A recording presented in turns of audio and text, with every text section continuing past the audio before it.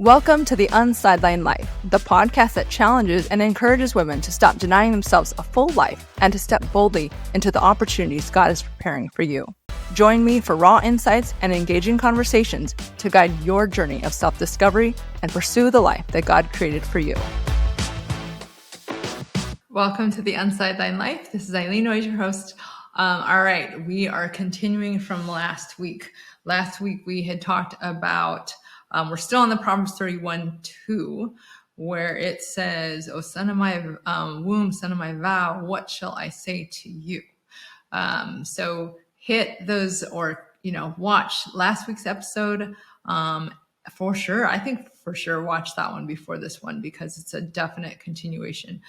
Watch the one before as we talk about Proverbs 31:2 and the different principles on how to approach your kids. So we're just going to continue on with this.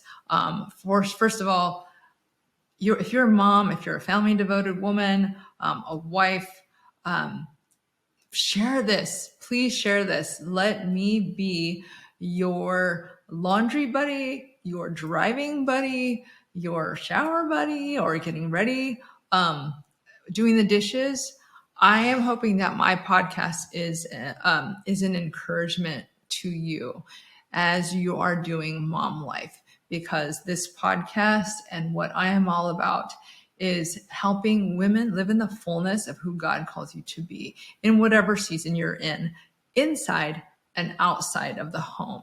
And again, it depends on the season that you're in. So if you're in full on mom mode, just know that you are right where you're supposed to be, and God is going to give you everything pertaining to that aspect of your life. If you're like me, I'm finally out of the diaper stage and things like that. And when I say finally, I mean I have 8 kids, ranging from 7 to 21. So finally comes from the place of, wow, yeah, my little one's not been in diapers for a long, long time, but it's also a finally of, okay, they're at school. This gives me opportunity now to venture out to do the other things in my life that God is calling me to. And it's always in priority. It's always, making sure I put my family first, and God makes sure he definitely makes sure that I stick to that.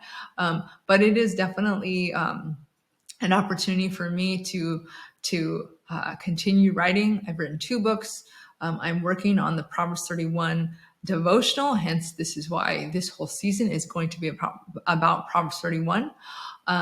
Working on the speaking thing. And coaching is coming more for sure. I've done it before, but more extensive come January. So be on the lookout for that, because I have such a heart for women to understand their calling, that it goes so much deeper and so much more expansive than what they believe on their own, right? I think that every mom, we just have a way of downplaying and comparing and disqualifying ourselves and doing things to make excuses that, that we just don't live out our purpose that God called us to. It's the devil's way of keeping us in our place, because he knows how powerful we are. And I say that with the authority of Christ. I say that not as we're more powerful than men, nothing like that. The role, the way that God wired women and men are absolutely different, completely different. We have our roles, we have our gifts, but a woman tends to put herself down, tends to always be there for everybody else, that she denies herself, she neglects herself, because there's biblical truth in the denying, but it's a different. When I'm talking about denying herself, it is denying herself that she has any sort of needs, that she has any sort of dreams, and that she has any sort of purpose outside of, just cooking, cleaning, and those kind of things. I was literally told that. And so if I had followed that, if I had thought that my only job and my only role is to cook and clean and have babies, I'm getting older. So the baby department is shut down. So that in itself, like if I saw that my only job was to cook, clean, and have babies, and my only purpose was that, well, then as I'm getting older, it would mean that I have no purpose anymore. When my kids leave the house, does that mean I have no purpose? So I want you, especially you in transition, wife, woman, mom, I want you to understand, hey, let's, get ready. Ask the Lord if there's something that you're called to do outside of the home, or a hobby that you haven't touched in a long time, or a skill set that it's time that God is saying, hey, let's get back to that, because of your gift and because of your role. Again, you're not just helper, and that is a noble, honorable thing that I take fully seriously, to be the helper for my husband first and foremost, to be the mother for the kids, to be the nurturer, to be the prayer warrior. There are so many things. So let me make it clear. I am not at all saying you put that aside so that you could live out your purpose. And it's funny because subtly, there's always that temptation. But I am here to encourage you to live out the purpose that God has for you in the season that you're in, and it's going to show up in different ways. And it's you understanding that you have that role, and that it's not only generational, but it goes far and wide, not just your family. And so there's it's for your family, and it's for other people. For me, my heart is to encourage women to live out their purpose, right? So that you can impact your family, so that you can be a healthier mom, so that you can be a healthier wife, so that you have something that you know that God wired you for, that you can start now nurturing and navigating that and living that out. Man, if I look at myself, I love to write. I love to encourage women. If I just lived in this space of only mom, then someone who needed what I had to say, or someone who needed to learn from the experiences I had, they would be missing out. And so I don't want that to happen. I want that all that I had gone through and all the things that I'm going through now, in the way that God has taught me, in the way that he's comforted me, that's what the word says. God comforts you in your affliction so that you can comfort others. If you have a testimony, if God has gotten you through something, if you learned something and you're not sharing it, then you're doing other people a disservice. And so I think about this thing at my house. It's a framed work, and it says city on a hill. That's what we're all called to be. That we're a city. It means that, and on a hill, it means that we're lit up, and we're meant to make impact, to live out our calling, because someone needs you. Not just your family. Yes, you're there for your family, but someone needs you, just like someone needed me. Some people need me. Some people need you.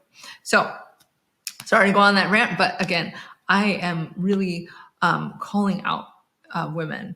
And so subscribe to this podcast, write a review on Apple Podcasts. So these are my instructions early on in this one. Write a review on Apple Podcasts or Spotify, in those podcast spaces, so that it reaches more people. Subscribe so that it reaches more people.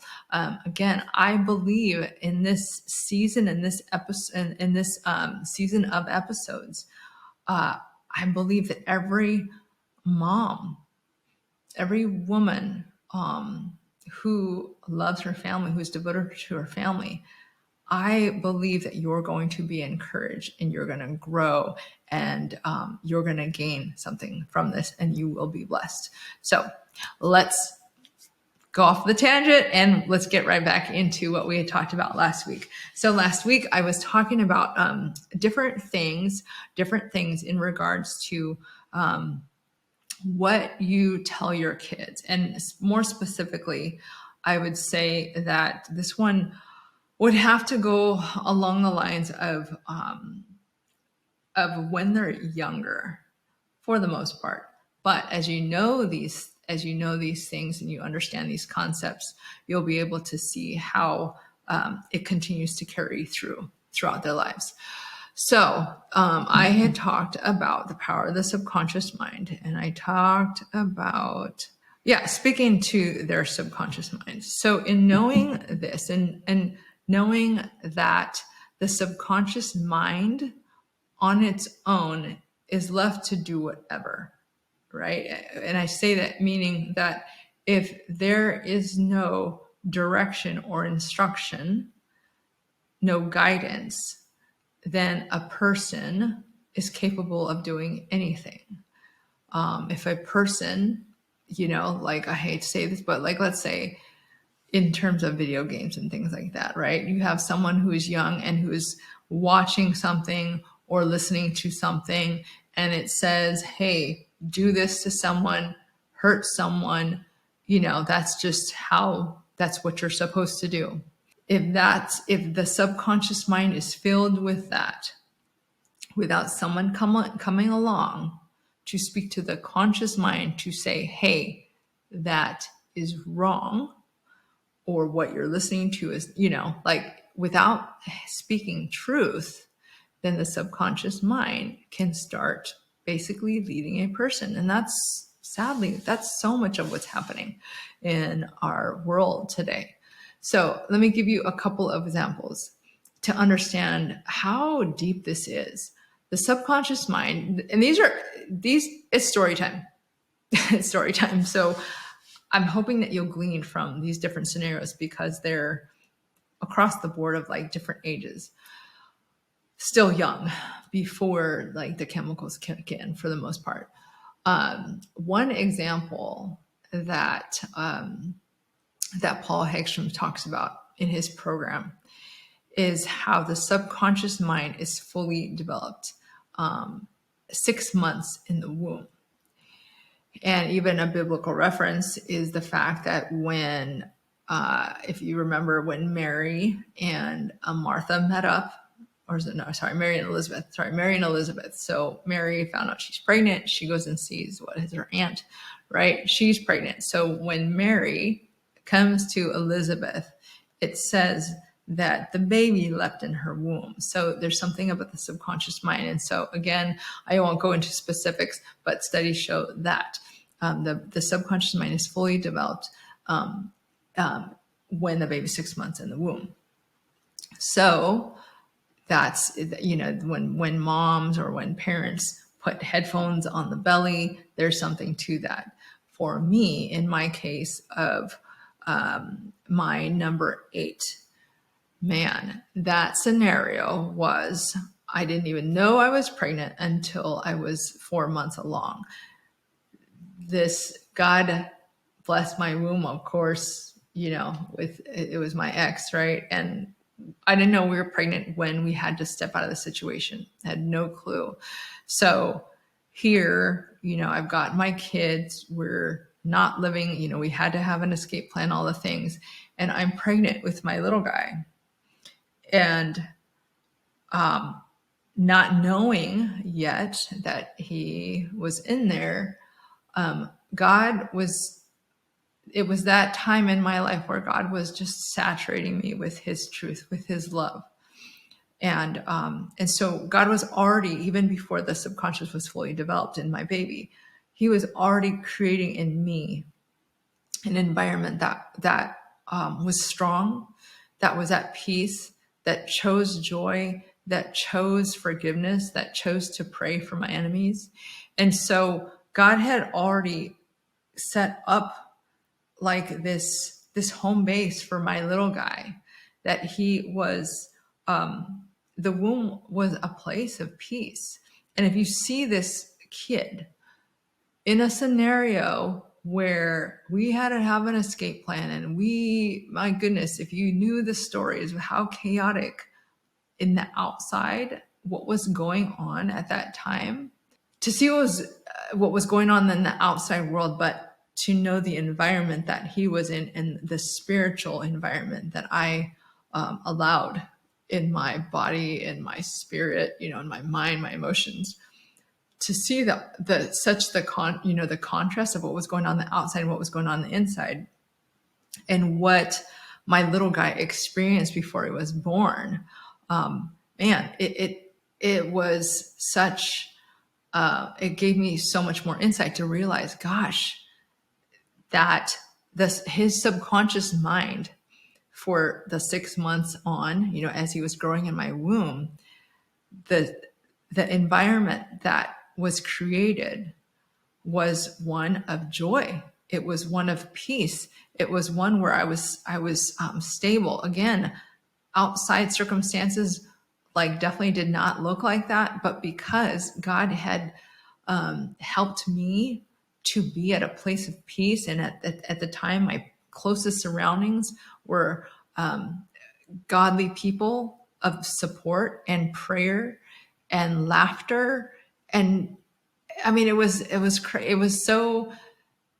such a healthy environment for my little guy as he was in my womb, that goodness gracious, when he came out, oh my gosh, it's like he totally was the result of that. His personality is the result of me having a healthy environment even before he was born. So that's one example of the subconscious mind.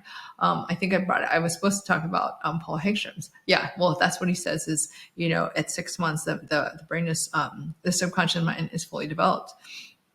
There's another example of, of that. And so here, I hear this from Paul Hagstrom. I was telling a friend this. So this particular person, she was adopted. I had talked about this last season, but in a different kind of scenario. She was adopted, and she never had met her mom. And so as we were talking, and we're just kind of talking through it, and she's an adult at this point, right? As we're talking, and we're just talking about the different things. And even the last episode, I talked about a little bit about rejection. Of course, the experience that she experienced as a baby, the subconscious mind experienced that she's in her mom's womb, all right? She's in her mom's womb, and then she's apart from her mom. She's not there, or they're not connected anymore because she was given up for adoption. So that in itself was the dynamics and the experience of rejection. So already right there's that big wound that was never really addressed.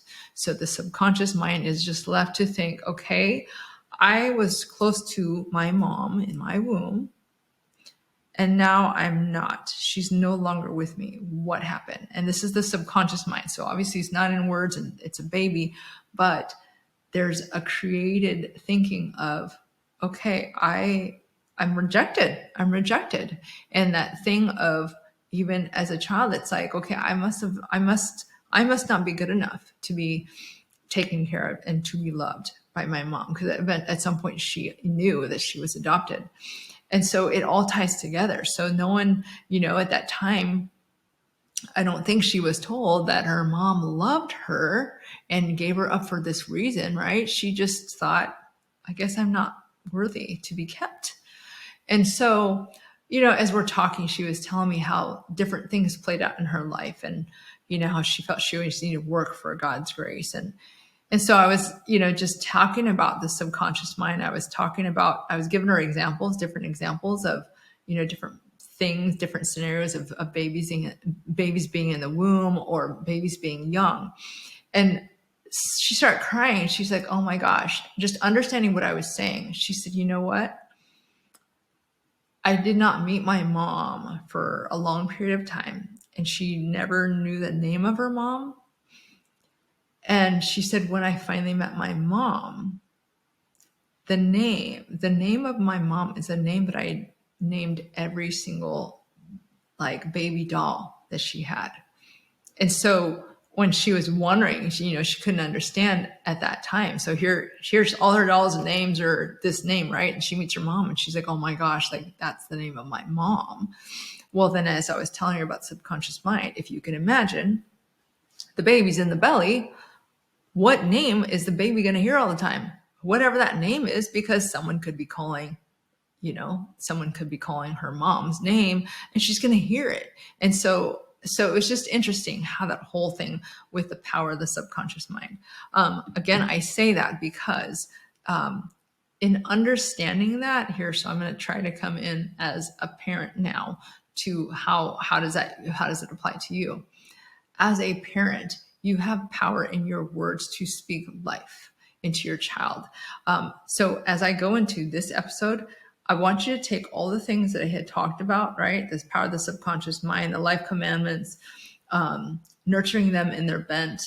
I forgot the other one. The grammar, right? The speaking life, right? It goes into the life commandments thing. I want you to take all of those concepts and those things that I talked about, and I want you to see how it goes into the different scenarios and the different examples I'm talking about. So I will give you an example with my little guy again, Joseph, speaking life into him, speaking the life commandment, right? So I already told you one life commandment that I use with my kids is, you know what? A bad attitude, a bad attitude always makes things worse. It's as simple as that. A bad attitude will always make things worse. It will never make things better. So I want them to get that. I want them to have that life commandment, right? I told you about how we sing songs, or there's different chants. That's why at school, thank God we take them to a Christian school, and they're learning the word of God young, that they just repeat it. And they get it in their minds, they repeat it. And we just want them to have that understanding. So an example is, my third was two years old, 2 or 3, something like that, where he had 2 older siblings, right? And so he's actually probably younger than 2. He's a baby, and me not realizing it. Again, I talked about this last year, but again, different context, because I want you guys to understand the whole thing about our words. As he was a little baby and he would be crying, I didn't think that he understood. Like his subconscious mind understood it. His conscious mind didn't necessarily understand. But I would say things like, you know what, you got to fend for yourself. I got, your 2 siblings, your 2 older brothers to take care of. And so I created this environment that he had to take care of himself. And what he did is he would, out of protection, and this is what you know about kids who suck their thumbs or they have the security blanket, it is a protection thing. And so he, of all the kids, would always suck on his 2 fingers, and he would have this blanket. And so I would say, yeah, you got to take care of yourself, like in frustration, if he's crying, he's trying to come to me, trying to like uppy. And I'm like, no, not right now, And so I would say things like that. And when I started understanding, when I went to life skills, and I learned about this stuff, and I learned the power of me speaking to a subconscious mind, I went back to him. So this time he was 2. So again, it's not like he knows that much, but I was able to sit him on my lap, and I was able to say, Jedi, you know what? I told you before that you had to take care of yourself, that you had to fend for yourself. I'm sorry. I should not have said that. I'm here. Dad's here. We're going to take care of you. And so, here he's 2. It's not like he could speak a lot, but I know that with God and with understanding the subconscious mind, I was able to speak truth in him. I was able to tell him, you're loved. I'm sorry. I should never have said that to you. You're loved. You're protected. You're cared for. We have you. We'll protect you. And it was crazy because I saw in his demeanor, there was something that lifted. There was something like, it's like I knew his subconscious mind understood what I was saying. And so from that point, it totally changed, that there was just something different about him. I knew that he felt, that he sensed that he was okay and that he was loved. Okay, so that's back then. So let me take you to a scenario that was more of in the situation of what happened. with the divorce and things like that. I told you the application or the principle or the concept of all kids take 100% responsibility for all losses all the time. In knowing that, thank God I knew that.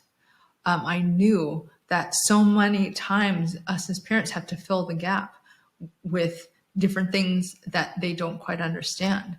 And so in my scenario, as the kids are going through this, unfortunately, through this divorce situation and knowing what I know, I had to go back over and over and over again with each kid, depending on their age.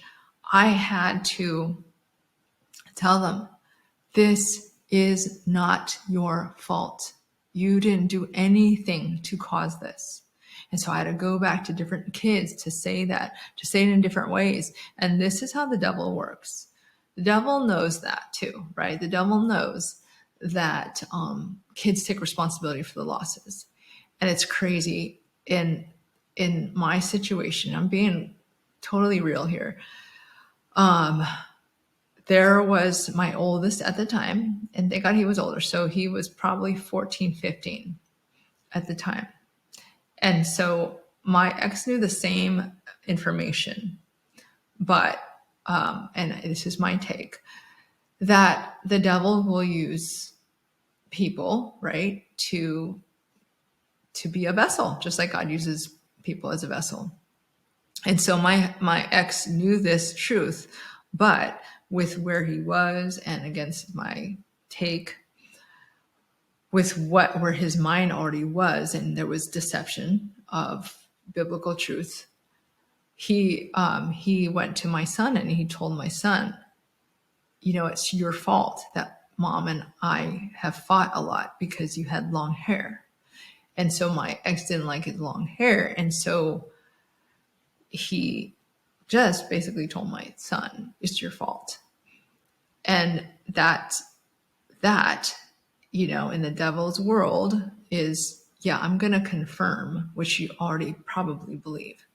So there was that. There was another son who was told, yep, it's your fault because you're so messy. We fought all the time. And so I didn't even know that these things were being said. And thankfully, as the kids got older, they told me, the different ones said, hey, oh yeah, dad told me it was my fault because of that long hair. I'm like, wait, what? And so we were able to talk through. And same thing with the other one.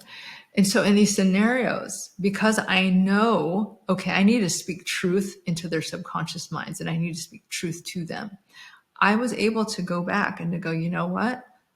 That is not true.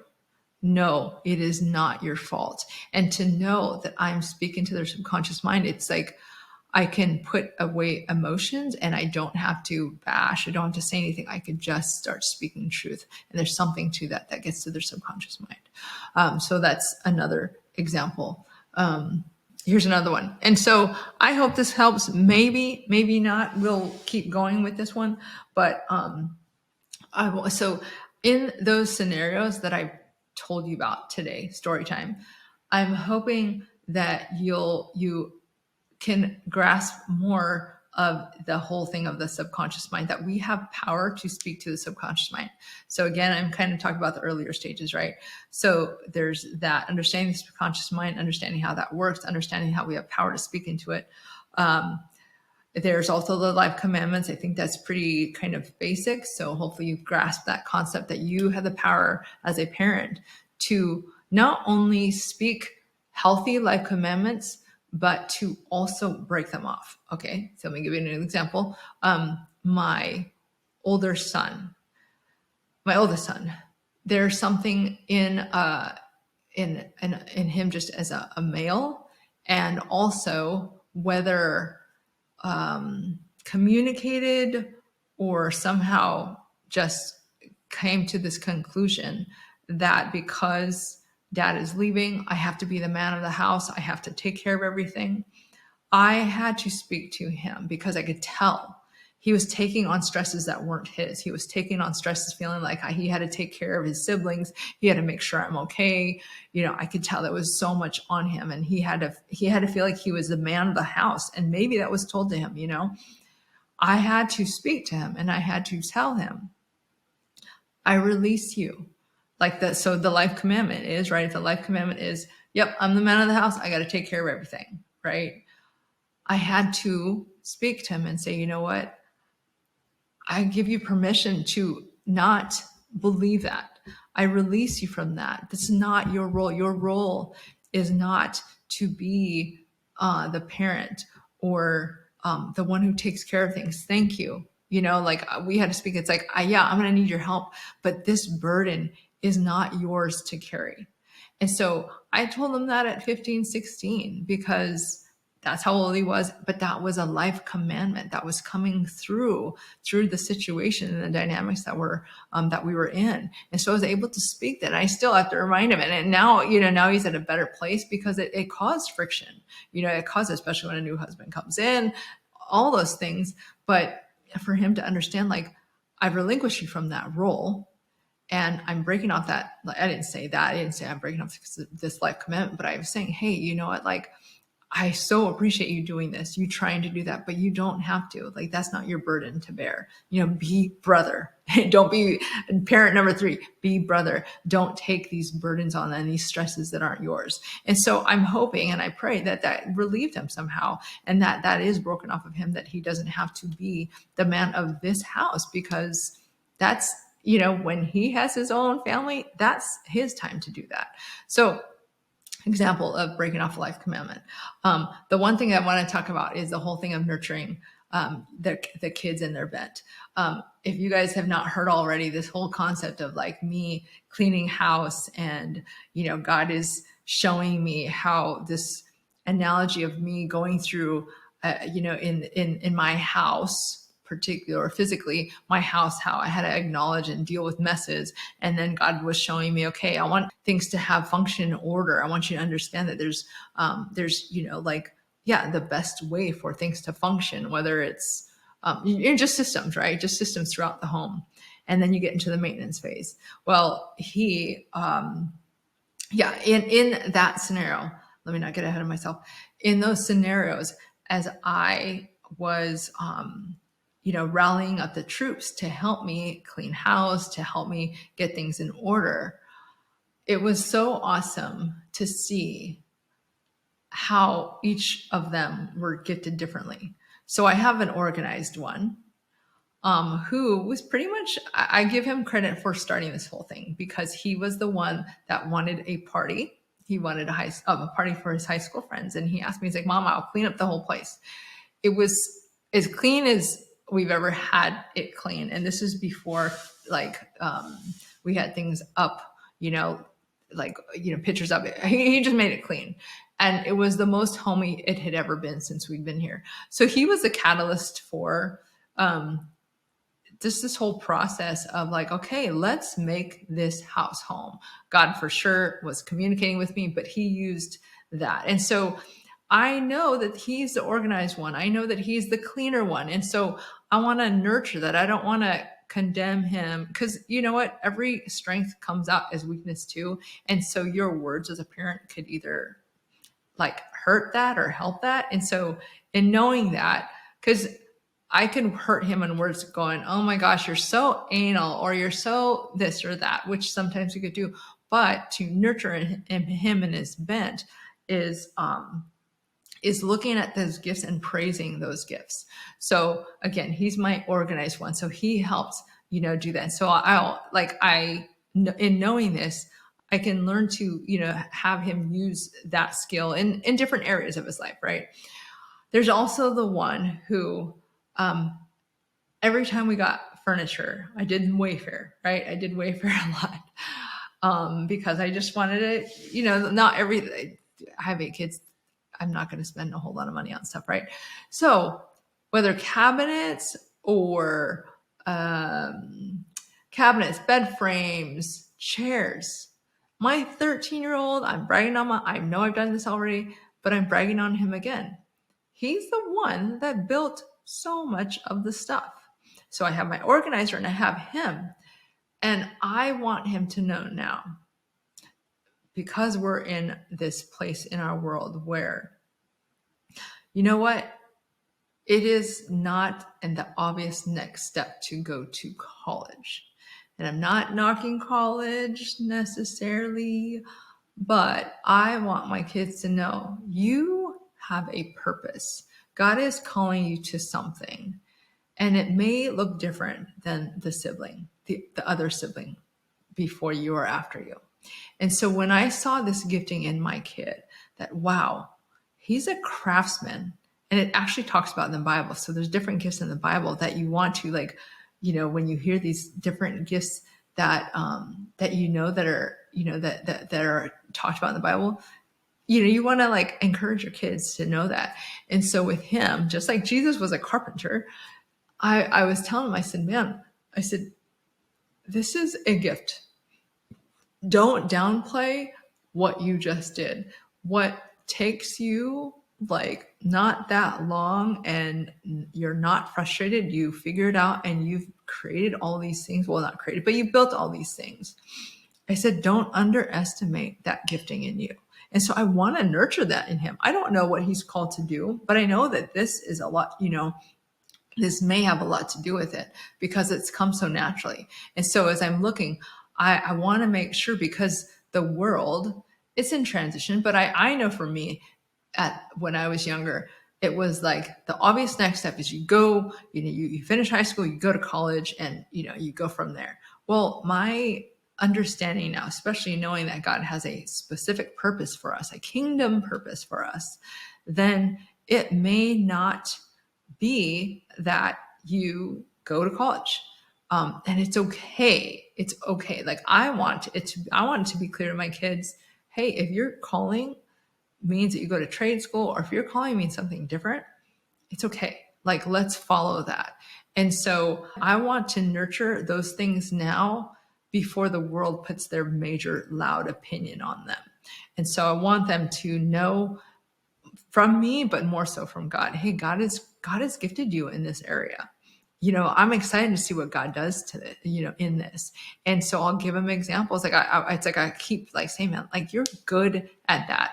Daughter, you're good at singing. You're an amazing dancer. God has given you this gift that I absolutely don't have. And so to nurture those places in each and every one of my kids, so that they know that God has a specific purpose for them. And I say, and I want to emphasize this, especially when it comes to this whole sports thing, right? I've experienced that. I know the dynamics of having, of being in that pro sports world. You see how much, especially right now, it's fall, it's all about NFL. There is such a place of praise for that. And when I think about my own kids, I think, gosh, do they feel that pressure because their dad was in that? Do they feel that they have to follow suit? And so, when I think about this, I'm having conversations with them, and, some more than others, where I say, I don't care about football. And I'm saying that, like, I want to support you and, I'm here for you, but please understand this. No matter how short or long that football time is, it is such, in the grand scheme of things, it's such a small window of your life. And I know that if you hear the world is all about, like, that's the pinnacles of success if you are doing that. And I said, I want you to know and understand that the praises of God is so much more important than the praises of man. So if you're not called to football, or if your season is short, or it doesn't pan out, and God has a calling for you that is totally different than football, even if you don't hear the praises of the world, but if God is pleased with you, you are a success. And so I want to encourage them in that, because it's so easy. Gosh, like I've got one who right now in football, things are really, really good. And I don't want to knock that, And I don't want it to be that that's valued over something else. I know I experienced it where the ones who were playing sports, and I was one of them, it's like it got more of the attention. And when it showed up, so I love my dad, but I played volleyball and I played through college, and it was like I still, in my 30s and 40s, I would hear him bragging about me and how good I was when I played. And I would just think, oh my gosh, I haven't played in decades. Is that all that I am? Like, is there more to me than just that? And so I want to learn from that. And I want my kids to always remember the voice and the praises of God in their lives is so much more important and so much deeper and grounded and valuable than the praises of this world. So, all right, I know this was like kind of all over the place, but at the same time, it still went back to the principles that we had talked about last week.